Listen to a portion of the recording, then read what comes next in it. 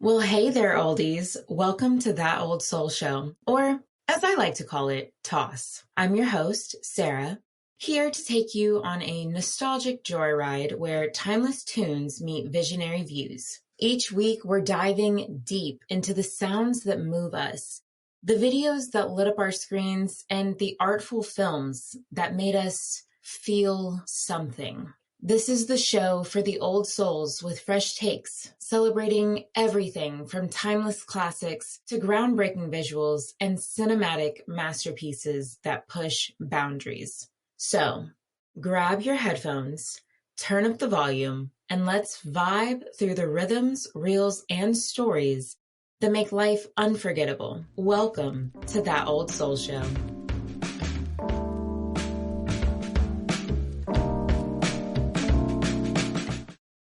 Hey everyone, and welcome to the show. Today we are talking about the best music videos of 2020, quarantine style videos, if you will. But before we get into that, I'd like to start with a bit of trivia to get our juices flowing. So the question for today is, who was the winner of the 1999 MTV Video of the Year Awards? Was it Lauryn Hill, Eminem, TLC, or Madonna? Stick around because the answer will be revealed later in the episode. But before we get into the major topic of today, let's tune in and see what you could say this oldie has been watching and listening to lately. First of all, I am an admirer of telenovelas and I'm actively learning Spanish. I've always loved the culture and the people and the language. Also, I'm sure I've mentioned this before, but I am from Texas, and so Spanish is often spoke here, and I just love that I'm constantly wrapped in the culture in some capacity. And so one of the telenovelas that I've been watching is La Casa de Papel, or Money Heist. You know, with the Salvador Dali masks that we all love and the red jumpsuits. Well, I watched this back when it first came out, I think maybe 5 or 6 years ago. And so rewatching it, I found myself, I was forgetting a lot of the smaller details in the storyline, but still the suspense is like top notch and too good to pass up. Alex Pena is a true genius, and I think the way the characters speak, especially Tokyo, our protagonist, and Berlin, who I must say is one of my favorite characters, and I'm also currently watching the Berlin spinoff, he just speaks very poetically. So I recommend this telenovela, this series, to anybody. If you like playing chess, I think you'll enjoy this show. And I think if you watch it, you'll know, you'll get my reference on what I mean. Moving on to some music that I've been tuning into, Doechii has been someone that I've really wanted to see for a long time. She is definitely on my must-see concert list. Her Alligator Bites Never Heal. Doechii, the supreme, baby. I have to say, I believe she is one of the most underrated, yet somehow she's starting to slowly be given her flowers. But this was a mixtape, not even an album, a mixtape. Mama gave you 47 minutes on a mixtape, and it ebbs and it flows. And I feel like I learned so much about her and her journey with this project that I just love her that much more. Honestly, some of her visuals on some of these songs as well. I mean, we can get into it on another day, but stellar is the one word I will use. Some of my favorite songs on the project are Boiled Peanuts, just great. And also, if you haven't, tune in to her Tiny Desk performance because, ooh, it is so good. I think I will be rewatching that quite soon here. So another album that I've been bumping recently is Sabrina Carpenter's Short and Sweet. Now, I'm not new to Sabrina Carpenter. I've been a fan of hers since her single Why. And I'm not sure why exactly, but Short and Sweet, if I'm being honest, it had to grow on me because I don't know, I guess I was expecting something different, but she really did a great job because it was such a slow burn for me. I knew that there were definitely some major hitters on the album. Obviously, you've got Taste, you've got Espresso. And so I just had to sit with this album and really give it some time because, again, I'm a fan and I love her branding and her image. And so I was like, okay, let me just re-listen to this album. And once I did that, I have to tell you, Bad Kim is, oh my gosh, I need a music video for that pronto. Like the wordplay, like come right on me. Oh, I mean camaraderie, baby, that's the line of the season. I mean, woo, it gets me in the feels and I love it. Another one that I really enjoy is Don't Smile. It's a really sad song, but maybe not sad at the same time. But it's just don't cry because it happened, smile because it's over. Like her lyrics, her wordplay. I think that is one thing that I had to give space for with this album. So that is what I've been tuning into lately. Now let's move on to a little bit of a history segment that fits the theme of our episode today. It's a segment I like to call Let's Spin the Record Back. Spin the Record Back is all about the MTV Awards. Now, when it comes to spinning the record back, I do just want to give a little disclaimer. I am a teacher by heart. I have been a professor before, and so I've had this joy of teaching. And so I always want to give you a little bit of education with your entertainment, edutainment, if you will. So that just lets you know a little bit about me and why I have this segment in here. So our history lesson for today is the history of MTV and the Video Awards. So MTV is known as the king of rollouts. It launched on August 1st, 1981 with Video Killed the Radio Star by the Buggles. Now, this video, of course, is very 80s and we love it for that. MTV was created by Bob Pittman, who wanted to create, or rather he did create, the MTV generation. Now, exactly what was that? MTV was really good at marrying music with visual storytelling. And in the beginning, they streamed 24 hours of music videos, straight videos from sunup to sundown. And oh man, sometimes I wish they still did that today. I sometimes even wish we had music videos rather than commercials sometimes, which is my unpopular opinion. I kind of like commercials every now and then, but that might just be part of my broadcast background. But let's move forward. Let's fast forward to September 14th, 1984, when the Video Music Awards first premiered. Now, as we know, this wasn't your typical award show.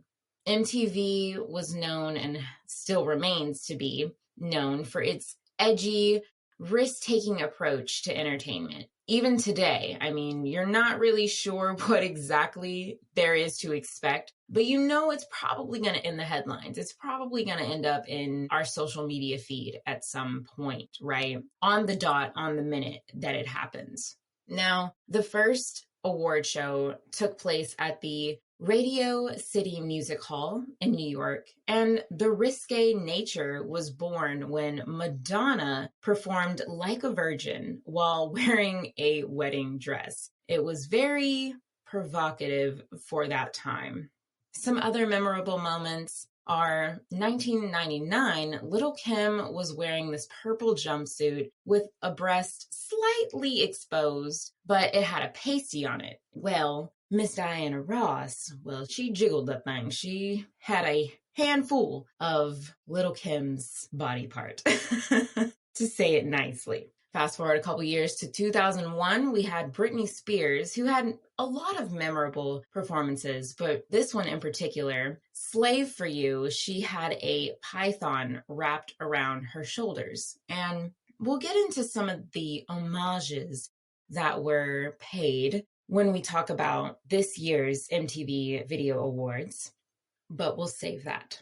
We also remember 2009, Kanye interrupting Taylor Swift. And then in 2010, we had Lady Gaga's meat dress. And then also 2013, Miley Cyrus twerking on Robin Thicke. Now, if that does not tell you or give you a quick glimpse into the risque culture, the pushing boundaries, boundary breaking, risk taking MTV culture, MTV generation that Bob Pittman wanted, I don't know what else does. But anyway, now that we've gone a little bit into the past, let's fast forward to the present and see how the dynamics and the risk factors were honored and kept alive in 2024, this year that we are currently in, that is coming to a close. Now, 2024, I'll just say it like that, 2024 was interesting. So it was about 3 months ago, if you're listening to this in December. Megan Thee Stallion was the host, and the H-Town Hottie was doing her thing, okay? She was cute, she was professional, she gave variety, you know? I wanted a little more variety, but I think the way they told stories and celebrated the 40th anniversary of the video VMAs, rather, they did it strategically. So they paid a nice homage. I mean, at one point, Megan had Britney Spears, you know, the Slave For You outfit on with the python. It was a cute moment because she was trying her best, but Mama said, "Get this thing up off of me." And so they took it off and the show continued. But it's moments like that that really showcased and continued to keep this risque culture alive. Some of my favorite performances were Sabrina Carpenter, and she paid homage to Britney as well by kissing an alien, which of course was fitting the theme. But Sabrina does a really good job of making things her own. So for her to kiss the alien versus one of the male dancers on stage, I really thought that was a nice touch. Of course, her vocals were amazing. Her set design, the costume change, although it was minor, it was grand at the same time, because I feel like Sabrina does a really good job being va-va-voom without being too much in your face with it. Another great performance was Chappell Roan. Now, she was in character from the moment she hit the red carpet, and we will not get into the controversy of that. But I think that it was really fun that she played this character, and I loved that she put us in a time period and a moment, and the set design was amazing. I recently went to a Renaissance festival, and it was on point, and it made me feel like I was on set of Chappell Roan's performance. Next was Glorilla, and her energy was on point from the jump. And you could tell that she was so focused and having fun simultaneously, because I don't know if anyone else caught it, but her bra popped open and she played it off beautifully, because one of the dancers came and she was still moving and grooving, and they clipped that thing back together, and you really didn't notice. Unless you noticed. And maybe it was noticeable. I'm not entirely sure. Let me know in the comments if it was noticeable for you. And last but not least, another one of my favorite performances was Camila Cabello. Now, this one was simple and understated. And I was hoping that she would have a moment where we had this like big, huge crescendo all coming to a head. And thankfully she had one of those moments. And she, of course, was smashing these old school IMAX, and it kind of symbolized her like destroying these past relationships that she's had. And so those were some of my favorite performances. And I always look forward to award shows. I'm always locked in for the performances, because as a concert junkie, I'm looking forward to that. Like, I want to know who's performing. I want to know in what order they're performing. I want to know what their set is going to be like. Like, I am always locked in for the performances, and especially for the Grammys, my phone is turned off and I am staying off social media, and I'm just enveloped in the performances, in the awards, and everything like that.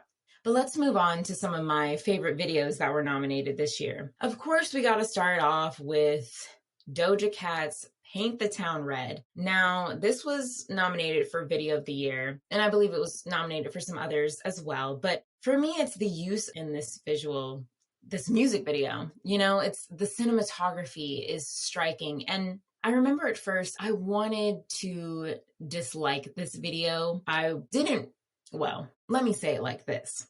I was for a slight moment on the bandwagon with everyone else, like, and the controversy surrounding Doja Cat and Scarlett and all of that. So there are some of those elements in the video, but after not watching that music video for a while, not listening to her music for a while, unfollowing her from social media, I came across an interview that she did. And I had to remind myself while watching the interview that Doja is a character and she loves to be quirky and fun. And again, however you express your art is how you express your art. You, of course, can decide whether or not you choose to listen to that. And for me, I'm able to separate the art from the artist. And so I was like, you know what? This song is a vibe. The video is great. I have to watch it. I have to listen to it. So I did, and I'm back on. All that to say, I was watching it and I wanted to dislike it, but I couldn't because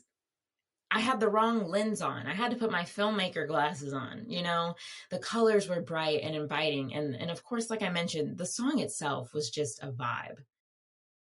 The second one that I really liked that was nominated was Rich Baby Daddy by Drake featuring Sexy Red and SZA. They were nominated for Best Collab and Best Hip Hop video. I love the sort of documentary, mockumentary style of this video. It was really cute and I enjoyed being along for the ride and the journey of the birth of their child. And I thought that it was simply done. And there's really not much more to say on that. It was a vibe. Next was BoA. Now, Megan Thee Stallion, as a Texas girl, Megan can really do no wrong in my eyes. And so this one in particular, BoA, was nominated for Best Hip Hop. And I think what I appreciate the most is the creativity behind the video. Megan's really good at directing, and she had, the video game-esque type of Ready Player One. And with that, she gave us a full storyline that honestly, I think she was showing us or giving us an Easter egg, if you will, of her international toe dip, how she's been crossing over to the more international scene. And it was fun. And so I like that this video was nominated. Moving on, I have been bumping this song for a very long time. It stays on repeat for me, and that is On My Mama by Victoria Monet. It was nominated for Best R&B. I mean, this masterpiece, honestly, there's not much to say other than it was a collab duo from the gods because dynamite between Monet and Sean Bankhead. Also, I think another reason that I really enjoyed this song is, listening to some of her interviews and her reason behind writing this song. And after having her baby and not feeling her best, I think it's just a reminder that celebrities are human beings and, music connects us all and we all go through these insecure moments and you have to be able to lift yourself up. And so that to me is another reason why I just love the song. And then also within the video, she's got her baby girl, she's got her mama, like putting all the different generations in one video is a chef's kiss to me. And I stand on that. Moving forward to another song video that I got introduced to during the VMAs was Tiny Moves by Bleachers. And it was nominated for Best Alternative and Best Choreography. And I have to say, the way Jack Antonoff loves his wife should be an award in and of itself. I mean, couple goals, okay? Margaret Qualley, his wife, was dancing, right? She was the dancer and he was just sitting back watching her, and it was cute, it was sexy, it was all the feels. It definitely gives an 80s Dirty Dancing vibe, which I think really sets the tone for the song. And I have nothing else to say other than it was just simply done. It also kind of reminded me of La La Land and how it was shot on with open space and just room to move. Beautiful. Another music video that I absolutely adored was Monaco by Bad Bunny, and it was nominated for Best Latin. Now, when you want to talk about money, big spender, this visual was very rich, which of course goes with the theme of Monaco. Monaco, I feel like, is known for high dollar, upper class, upper echelon, and I love it, right? I also really love that in this song, he's declaring himself. He's like, millionaire, no, multimillionaire, no, billionaire. And that's what we're all manifesting, right? Just showering in money, okay? The only thing that really stood out to me in this visual was, and it was an interesting choice, is when we broke away from the bar scene and we were in this more fun, relaxed moment, and the lighting and the mood changed. And I think I just really loved the editing of this visual. And I feel like editing was definitely a focus from the start of pre-production when it comes to this visual, which you should, pro tip, if you didn't already know, if you're not a film person, you should always think about your editor. And if you can, have them on set so they can see it. And that's what it felt like. This visual felt like the editor was on set and saw everything because, you know, they're already editing in their heads, if you think about it, as they're watching each take.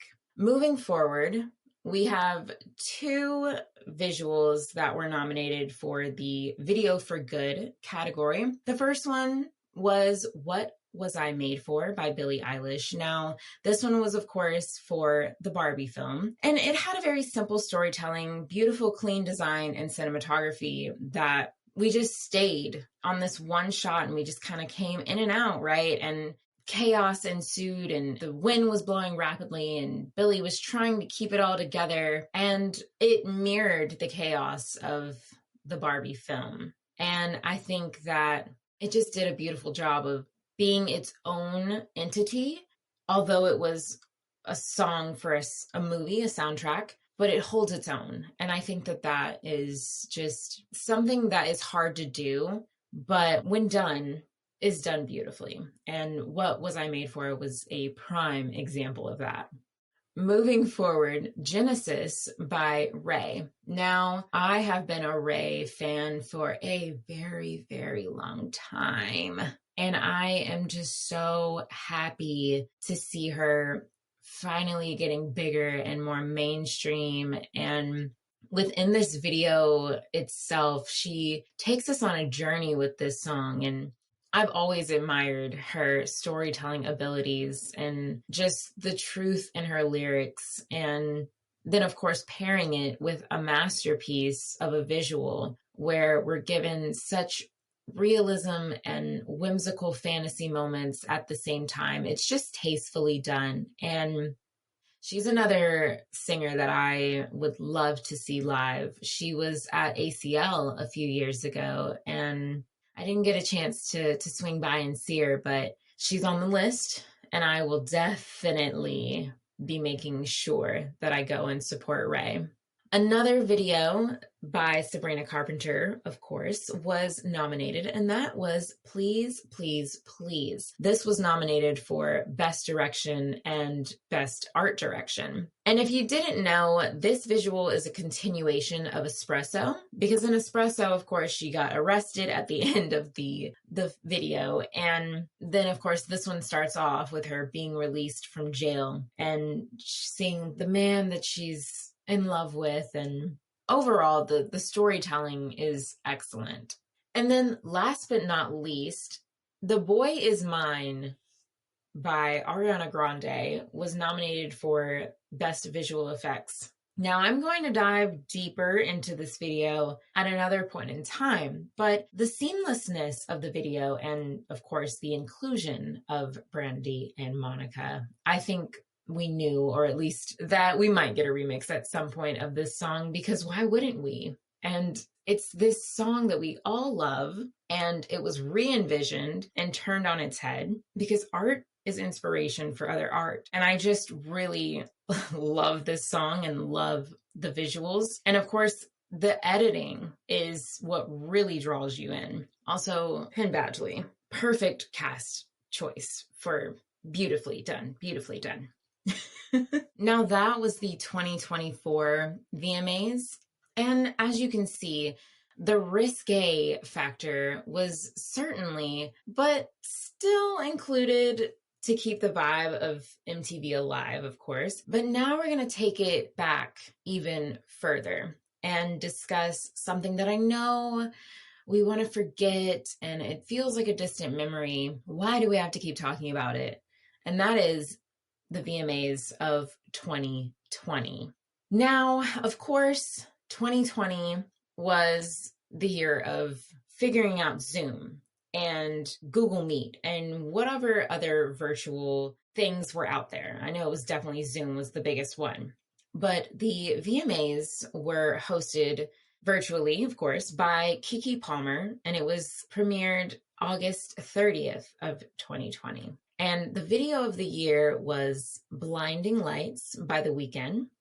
The song of the year was Rain on Me by Lady Gaga featuring Ariana Grande. Now, me personally, I don't really remember the award show itself, obviously, but I remember the songs that made a splash that year. I mean, we were really bumping Say So and Savage that year. And it was just those songs were everywhere. And so for the 2020 VMAs, we had a new category specifically for 2020 called Video from Home. Now, what was nominated, Wildflower, 5 Seconds of Summer, Happy Days, Blink-182, Tootsie Slide, Drake. Now, that dance to this day I still cannot do.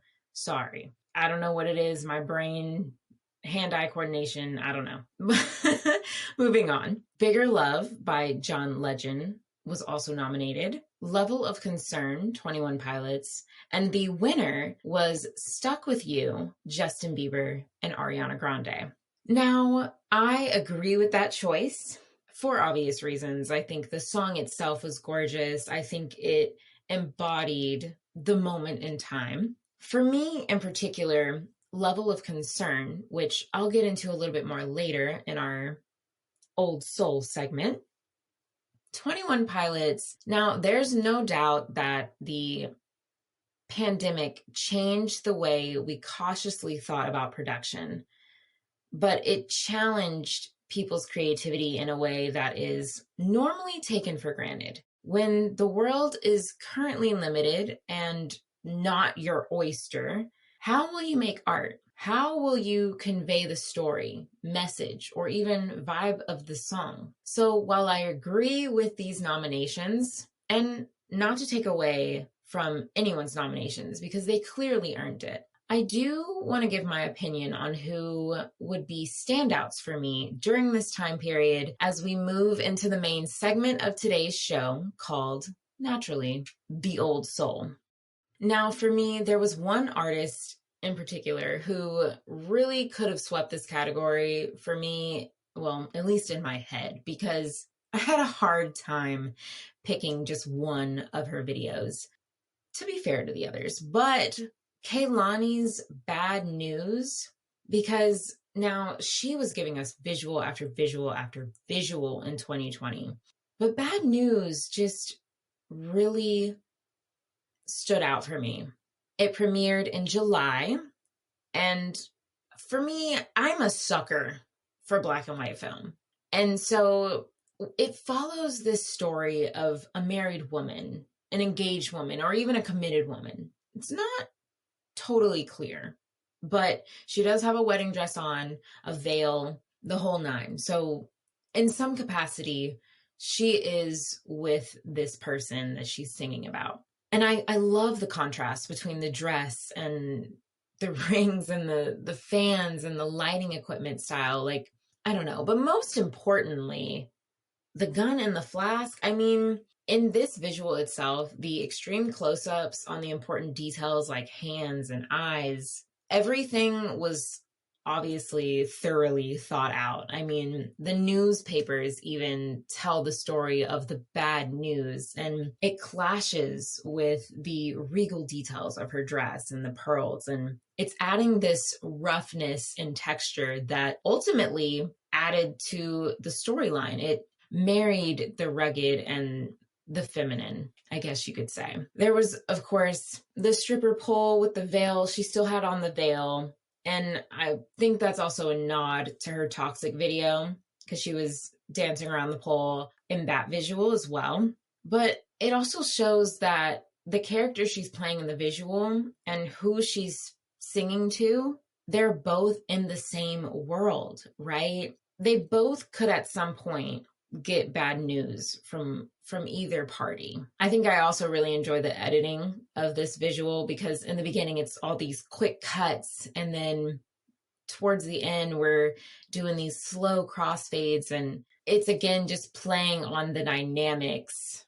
I also really like how we see the fans, and it kind of put me in this mindset of a behind the scenes music video a little bit, because for me, it really drew me in, and it reminded me that, oh yeah, she shot this during a time where you didn't have a lot. You just had to use what resources you had available. And that for me is why I chose Bad News over any of the other visuals that she came out with. And you'll know that they were done in 2020, because after she puts the title, she always puts like quarantine style. Moving on to number 2. Now, this song I still bump to this day. When I graduated college, this was the song that I played as I was getting ready and putting on my own cap and gown, and that is Made It by Teyana Taylor. Now, this premiered in May of 2020, just in time for graduations. The song and production design all make sense with the theme, the graduations. You've got a podium, you've got the cap and gowns, which sounds like she sent to everybody. If you watch later on in the video, she's talking to everybody and trying to figure out how Zoom works. And it's just a refreshing moment of like, okay, we're all in this together. And I would say she definitely spent some money on production, because there were 32 empty chairs. Yes, I counted each chair. And they all had iPads or tablets strapped to them, which kind of worked as stand-ins for people, since of course people weren't allowed to be there, and also people were graduating online. And you'll hear me say this a lot, but I loved the storyline of the visual. There are some visuals that are just purely a vibe, and you might think like, well, that doesn't really go with the song, but they're creating a vibe.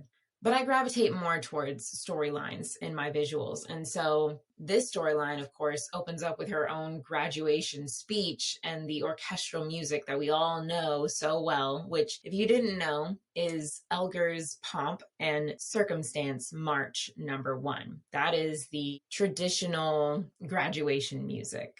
She showcased some real graduates, including herself, and I really enjoyed the mixture of the real life people stuck in the house and the video, because like I mentioned earlier, it shows the realness of the moment. And I think it's a formula that had to work, because it's similar to the Stuck With You video, and how people were involved by sending in videos through social media and using their phones and just being virtual, obviously, a lot more. Some other little minor things, although Black excellence is never minor, but I enjoyed that aspect of the visual, that it was celebrating Black excellence. And of course, her daughter, Junie, is just adorable. Moving on to number 3, Waste of Limes by Ingrid Andress.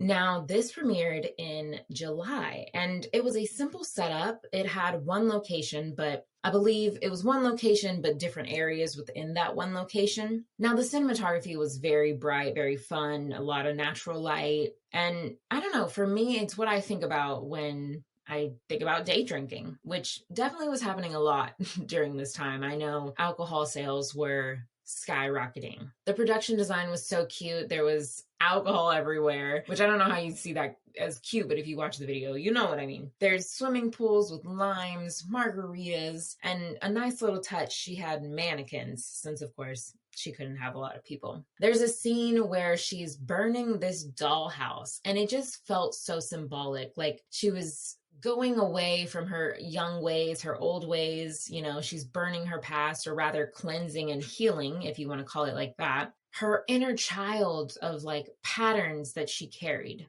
And there was a fun, lighthearted switch within the visual that I liked. It was a switch between 4:3 to 16:9 format, which really added to this homemade feel. And I think it just, it really also showcased the time, because people were certainly experiencing more drinking and relationships were definitely being tested, which she comments on during the song. Moving on to number 4, we are finally to the nominee, 2020 nominee, which is Level of Concern by 21 Pilots. Now, I love 21 Pilots. They are really fun to watch in concert. I would go see them again. If anyone is free, let's go. But for me, this video in particular, you could tell that they made it with their phone, or even maybe in like an old school handheld camera, or maybe they even just added this grainy effect in the edit, but it felt like a handheld camera because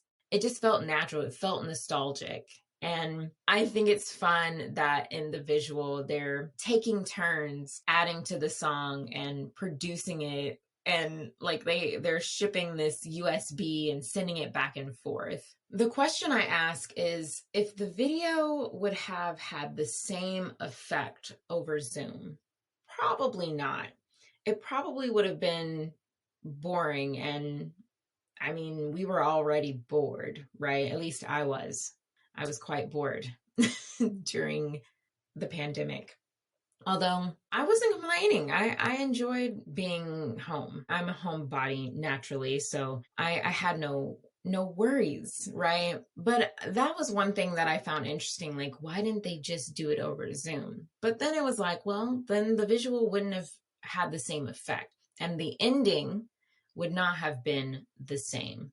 I also really enjoyed that they showcased their family and, you know, the baby, and the baby's holding the light. And it's just those little touches that really make the video so inviting. You know, they're adding star stickers up on the ceiling, which of course adds to the fun lighting and the home video feel. And of course, the lighting intensifies at the end. And like many of the songs on this list, this song certainly goes with the times, because panic was indeed on the brains rather, of millions of people across the world.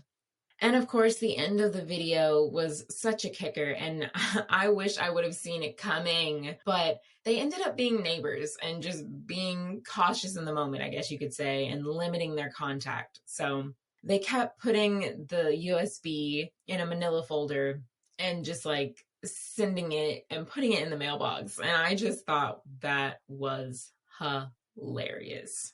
Number 5, moving forward, I should probably go to bed. Dan and Shay. Now, this, of course, is a country song. I love Dan and Shay very much. This premiered in July as well. And I really love the dark and smoky cinematography towards the end of the visual, because it starts with this drab and dreary, but it had pops of color. And the mise-en-scene was mise-en-scening, okay? There were elements everywhere, and it played with angles, and it played with shots and turning upside down, and the camera work. It was just a masterpiece for during a time that resources were limited. And because of that, it makes me wonder if it was shot during the pandemic or if it was shot earlier. But something tells me it was definitely shot during the pandemic. I think too, with this theme of things falling apart and out of place being a state of mind, and just saying like, I should probably go to bed, because it's just, things are just, you know, sometimes if you go to sleep, it may not fix the problem, but it definitely helps you feel a little bit better. I loved how they did a spin on like a 70s period piece. And at the end, when you're watching the house being lifted, it's chaos ensues, right? It kind of reminded me of like Don't Look Up on Netflix, or even like Sunken Place from Oh, it's on the tip of my brain.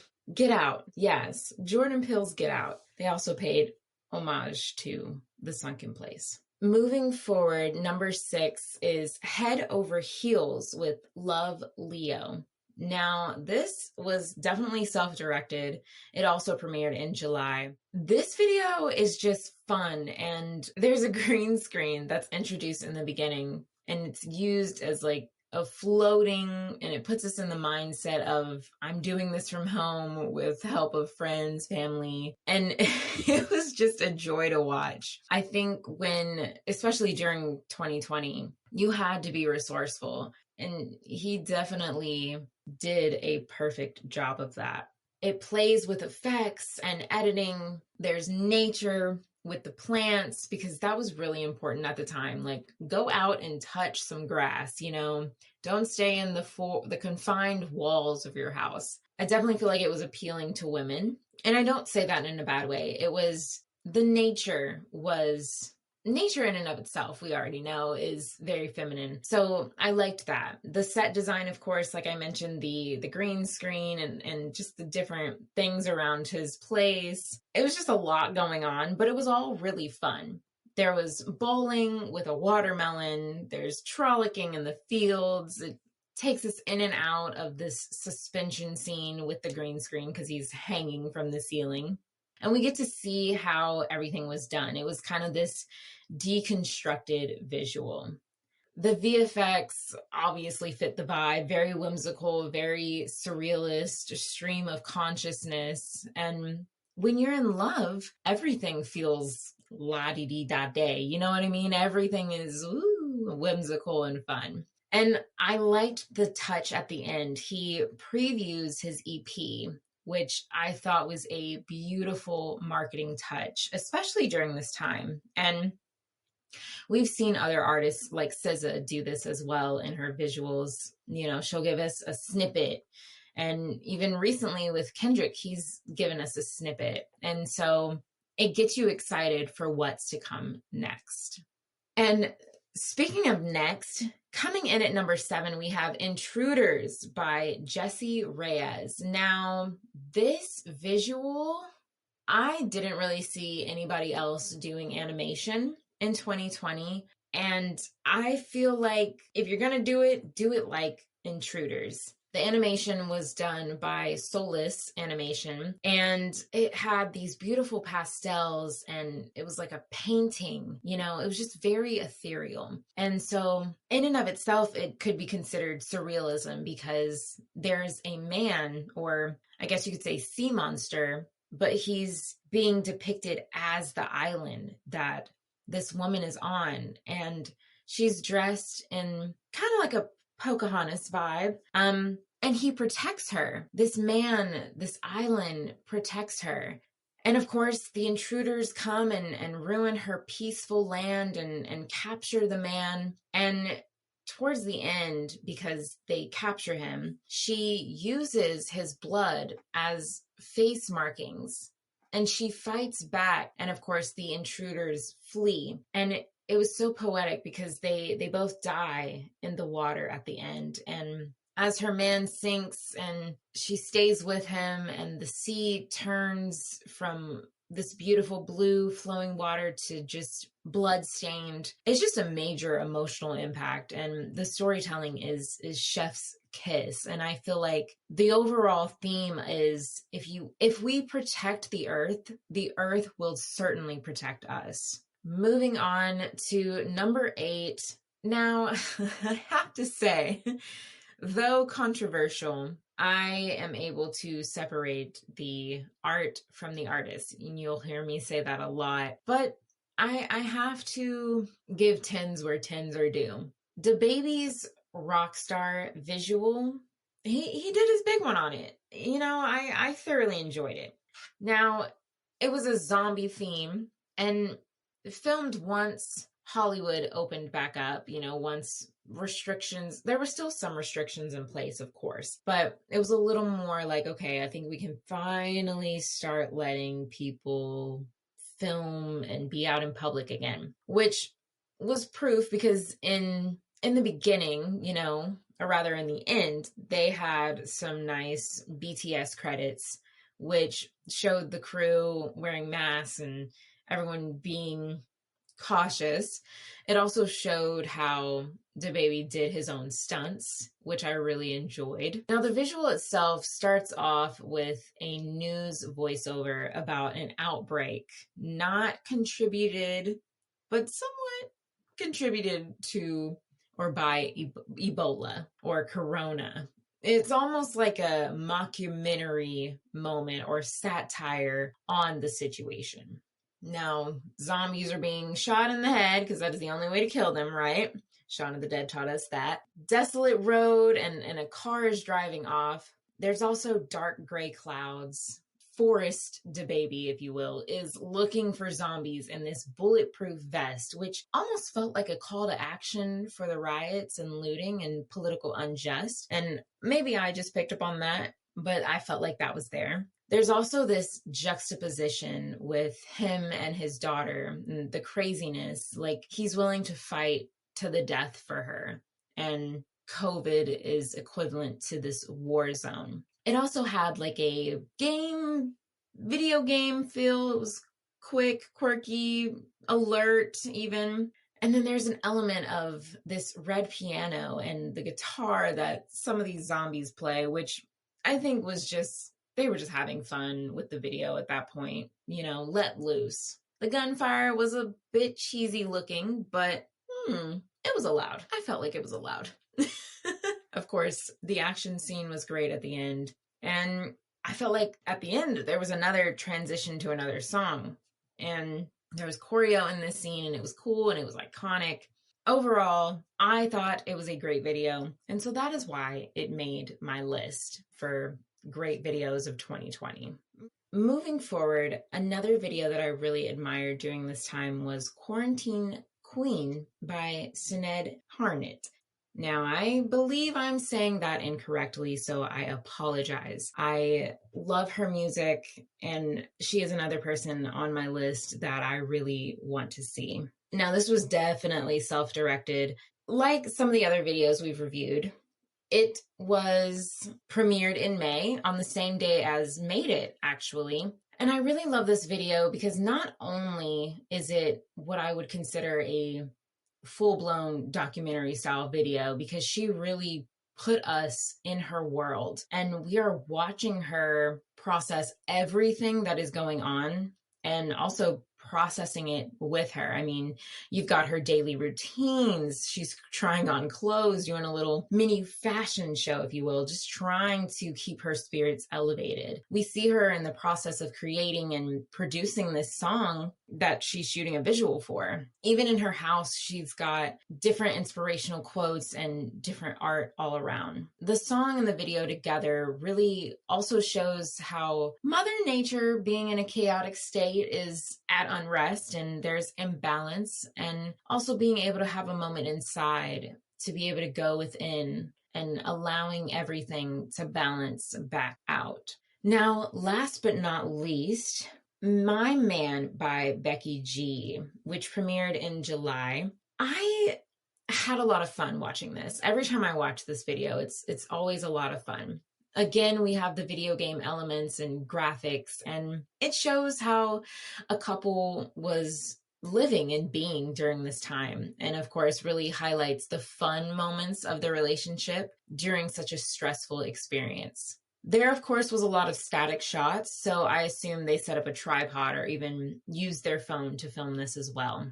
And the visual effects were necessary so that it didn't feel so enclosed and confined to the house. And it was needed because if you're going to have one shot and doing different shots and they're all the same, they're all static, they're all medium or long shots, adding an element of visual effects with the video game graphics definitely adds to an overall liveliness of the visual.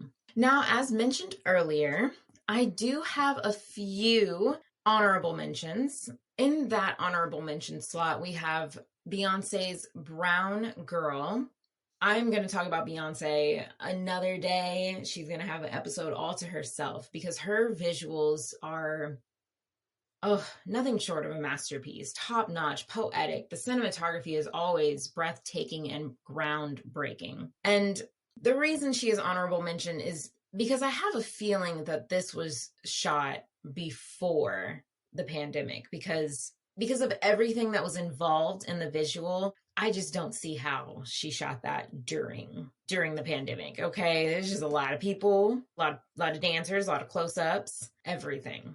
But it was definitely on my list. Another honorable mention for me was WAP, Cardi B and Megan Thee Stallion song. Now, Colin Tilley is one of my favorite visual music video directors. I love his work. Put this as an honorable mention is because it was highly talked about.